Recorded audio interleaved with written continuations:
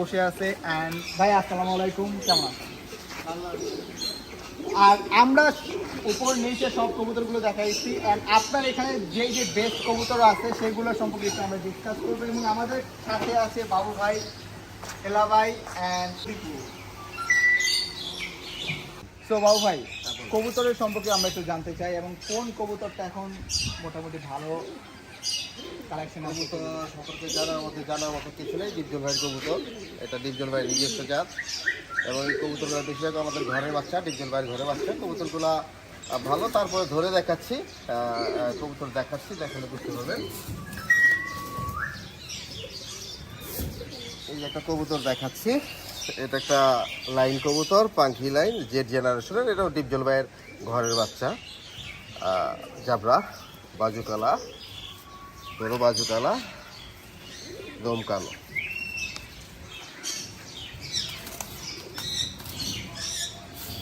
এই যে আরেকটা কবুতর আছে, এটা হলো চিতা। এটা ডিপজল ভাইয়ের জেড জেনারেশন চিতা কবুতর। এটা হ্যামার কবুতর দিয়ে করা, চিতা লাইনের একটা নর বাচ্চা, ঘরের বাচ্চা। আরও দেখাচ্ছি এই পাশ থেকে একটু, এইখানে দেখাচ্ছি, এটাও ডিপজল ভাইয়ের ঘরের বাচ্চা, ঘরের কবুতর,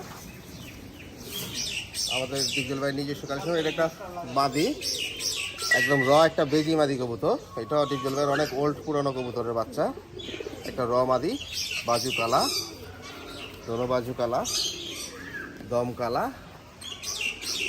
বক্স পাও। তো আমরা একটু ভাইয়ার কাছে চলে যাব। ভাইয়া, কালেকশনগুলো কিভাবে করেন কবুতরের? এত কালেকশন, এত কালেকশন করা না, আমার ঘরের বেশিরভাগ আমার ঘরের কবুতরই। আর আনকমন কিছু কবুতর কোথাও পেলে হয়তো খোঁজ লাগায় নিয়ে আসি। তবে আমার এখানে যা আছে সব কিছু মিলা আনকমন কবুতর আমি চেষ্টা করি ভালো কিছু কবুতর রাখা। নর্মাল কবুতর আমার এখানে খুব কম। আর ভাইয়া, আমরা উপরে যে কবুতরগুলো দেখলাম সেগুলো অনেক মোটা তাজা, এবং ওগুলো রেসার কবুতর, মানে এত মোটা তাজা কবুতর দেখেন মোটা থাকে। ওকে, তো খাবারের আইটেমগুলো সেগুলা যদি মানে খাবার আইটেমগুলো কোত্থেকে আসে? আমি শুনছি দেশে খাওয়ার আইটেম আমরা বিভিন্ন 15-20 পদের মিলে ওটা খাওয়া হয় বানানো। আমি শুনছি যে দেশের বাইরে থেকেও আপনি কবুতরের জন্য খাবারটা আনেন, সাউথ আফ্রিকা মেবি। কবুতরের জন্য একটা দুটা খাবার বাইরে থেকে আসে, আর বেশিরভাগ বাংলাদেশে খাওয়া হয়। ওকে, কবুতরের ঝোঁক তো আপনার ছোটবেলা থেকেই, তো এই ঝোঁকটার যে এত বড় কালেকশন আপনার হবে, কখনো আপনি ওই থিঙ্কিংটা করতে পারছিলেন কখনো যে আপনার এত কালেকশনে থাকবে? না, আমার কবুতর আরও ছিল। কবুতর কিছুদিন আগে একটা রোগ হইলো, রোগ থেকে প্রায় 400-500 কবুতর মারা গেছে। ও ভালো ভালো কবুতর যাচ্ছে।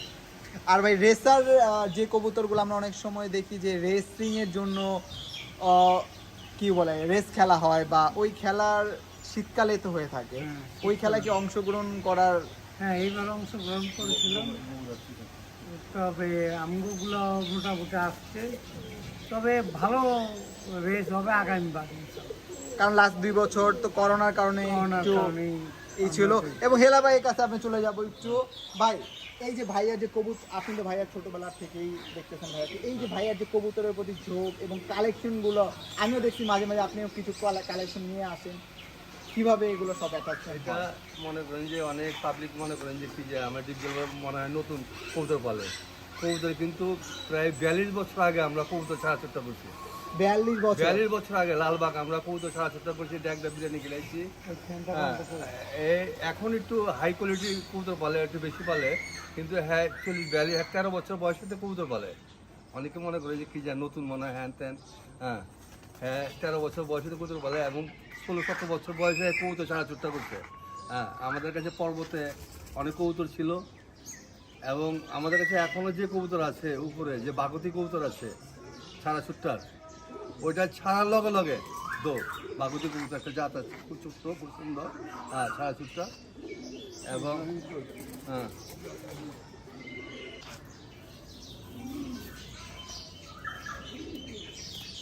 এটা বিশেষত্ব যদি একটু ডিসকাস করতেন ভাইয়া। জাতটা কি কি? হ্যাঁ, এই কবুতর সাপশিলা কবুতর। এই কবুতর আমি পাল্লা করছি। এই কবুতর পাল্লা খাওয়া কবুতর আমার।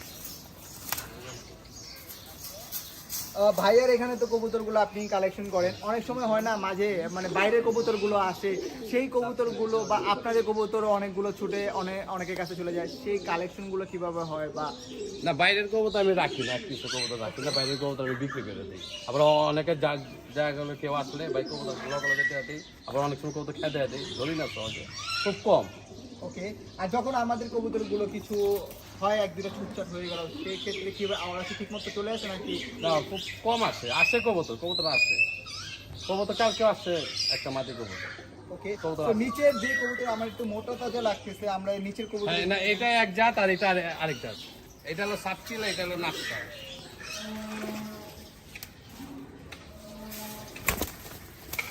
নাপ্তা কবুতর আমার সবচেয়ে বেশি পছন্দ। এই যে নাকটা। সো নাপ্তা কবুতর হচ্ছে ভাইয়া সবচেয়ে বেশি পছন্দ। সো ভাইয়া বেশি পছন্দ হওয়ার কারণটা কি? এইগুলা ভালো ওরে, ছাড়লে ওর গ্যারান্টি আছে ও আসবেই। আমরা একটু আপনার হাতে নিয়ে একটু দেখতে চাই। সো ভাইয়ার খুব পছন্দের কবুতর। এটা মাদি কবুতর।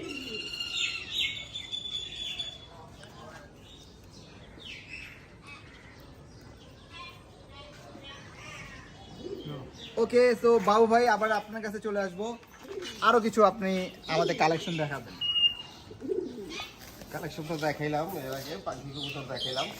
এই যে আমাদের ঘরের আরেকটা কবুতর আছে, ওটাও দেখাই। ওটা পাখি কবুতর, এটা ঘরের বাচ্চা, ডিজল ভাইয়ের যাতে এক হাত সাইজ, অনেক বড় সাইজ, মনে হয় এক হাতই হইব। আমি মাই পেটটা দেখাইতে চাই, এক হাত ঘরের বাচ্চা পাখি কবুতর।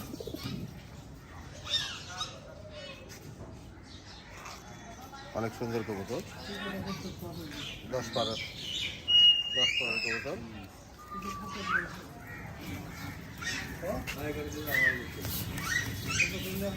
এখানে যা আছে সব ডিজল ভাই নিজস্ব জাতের কবুতর, নিজস্ব কবুতর, ঘরের বাচ্চা, বাইরের কবুতর নাই, সবই নিজের।